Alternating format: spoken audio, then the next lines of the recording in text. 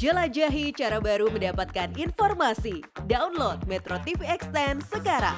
Bahwa kita adalah bagian dari tim dari pemerintahan yang dipimpin oleh Bapak Insinyur Haji Joko Widodo.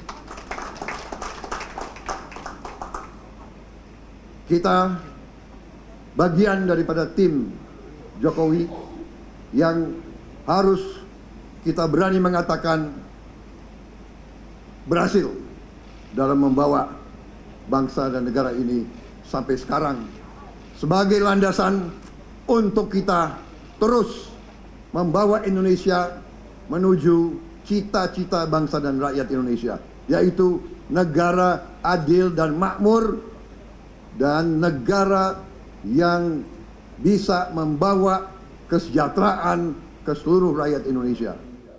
Kita lanjutkan perbincangan. Tadi sudah kita simak pidato dari Prabowo Subianto dalam deklarasi yang digelar pada siang tadi, begitu, yang menyatakan bahwa kita sudah menyiapkan langkah-langkah dan kita tidak malu. Kita ini bagian dari tim pemerintahan yang dipimpin oleh Bapak Jokowi. Bahkan ditekankan sekali lagi, kita bagian dari tim Jokowi.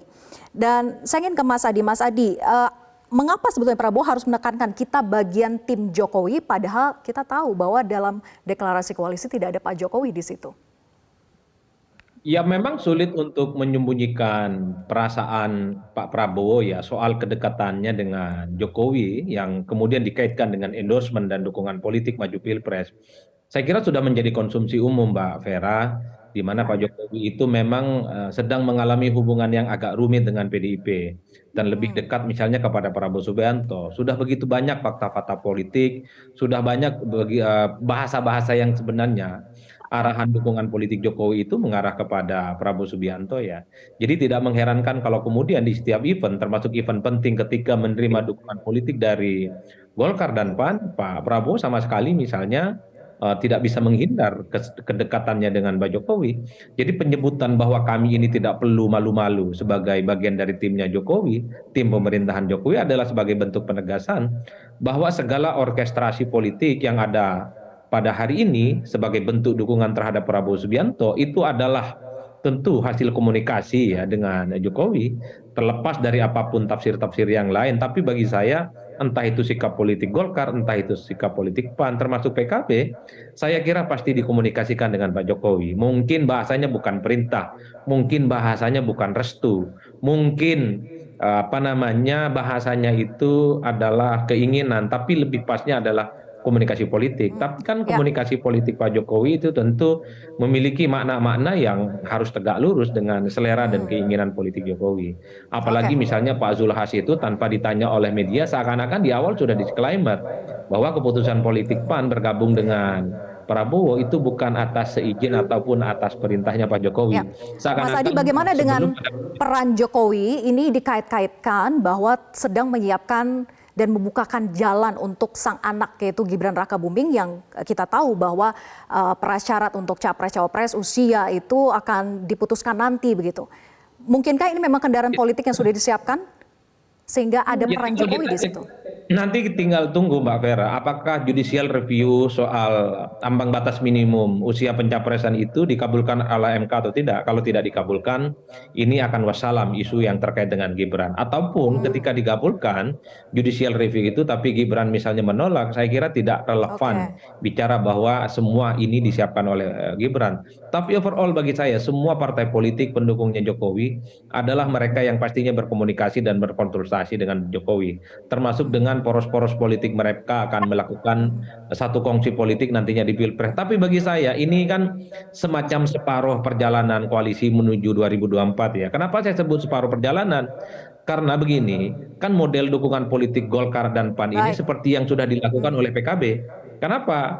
Di mana PKB itu sejak tahun lalu sudah menyatakan deklarasi, ada fakta integritas, ada piagam bersama, dan yang paling penting PKB itu sudah mendapatkan gembok dan kunci emas soal cawapres bagi Prabowo Subianto.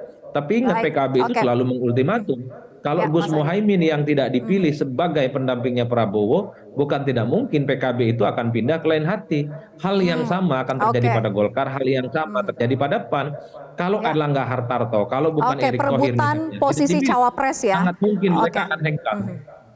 Mungkin saja PKB akan keluar jika memang posisi cawapres tidak diberikan kepada Caimin. Bang Nurdin, tanggapannya, apakah mungkin jika memang posisi cawapres tidak diberikan juga kepada Erlangga, kemudian Golkar juga akan keluar dari koalisi Kebangkitan Indonesia Raya, apalagi ada dugaan bahwa kendaraan politik disiapkan untuk Gibran? Sebelum menjawab itu ya, saya meluruskan dulu pendapat Singkat saja ya, Bang Mas Nurdin. Adi, Ya. bahwa putusan Munas 2019 itu bukan menetapkan Pak Erlangga. Menetapkan Pak Erlangga itu hanya pada Rapimnas. Munas itu memutuskan memberi mandat, itu yang tertulis ya, dan itu yang diputuskan oleh Munas. Memberi mandat kepada ketua umum terpilih untuk mencari dan menentukan calon presiden dan calon wakil presiden serta koalisi. Jadi bukan menetapkan Pak Erlangga. Nanti di Rapimnas 2021 baru Golkar menetapkan Pak Erlangga sebagai calon presiden. Nah, ketika Pak Erlangga itu tidak berhasil membangun koalisi untuk mencukupkan daripada persyaratan, maka tentu tidak mungkin menjadi calon presiden. Nah, sekarang pertanyaannya adalah apakah kalau Pak Erlangga tidak menjadi cawapres, kemudian akan enggan? Ini sudah pasti tidak. Dan ini sudah pilihan yang melalui kajian, dan ini bukan mendadak. 2 bulan yang lalu kita sudah mendiskusikan secara internal ya, kalau Pak Erlangga gagal menjadi capres karena tidak bisa membangun koalisi yang cukup, maka kita kemana? Itu hanya ada 2 diskusi kita pada saat itu adalah ke Gerindra atau ke PDIP. Nah, itulah kemudian yang dinamis, dan Pak Erlangga berkomunikasi politik baik dengan Gerindra, dengan PKB, dengan PAN maupun dengan PDIP. Nah, memang juga dengan PDIP ada tim kecil yang dibentuk. Tim kecil ini bukan berarti bahwa kita sudah mendukung PDIP, itu bagian Singkat saja, jadi Golkar tidak akan keluar kalau tidak dipilih sebagai cawapres ya, Bang Nurdin? Golkar tidak akan keluar karena tapi sekalipun Golkar berusaha untuk meyakinkan Pak Prabowo bahwa Pak Erlangga adalah yang paling tepat untuk menjadi cawapresnya. Masih mengupayakan untuk meyakinkan. Baik, Bang Nurdin, mohon maaf durasi kita sudah habis. Iya, intinya masih mengupayakan mendiskusikan kepada Golkar tidak akan keluar dari koalisi ya. ini sudah tinggal mau diputuskan oleh Rapimnas. Oke, baik. Terima kasih Bang Nurdin dan juga Mas Adi. Kita tunggu bagaimana perkembangan dinamika politik ke depannya. Dan terima kasih sudah bergabung bersama kami di Metro hari ini. Cara mudah mendapatkan informasi dengan satu sentuhan jari. Download Metro TV Extend.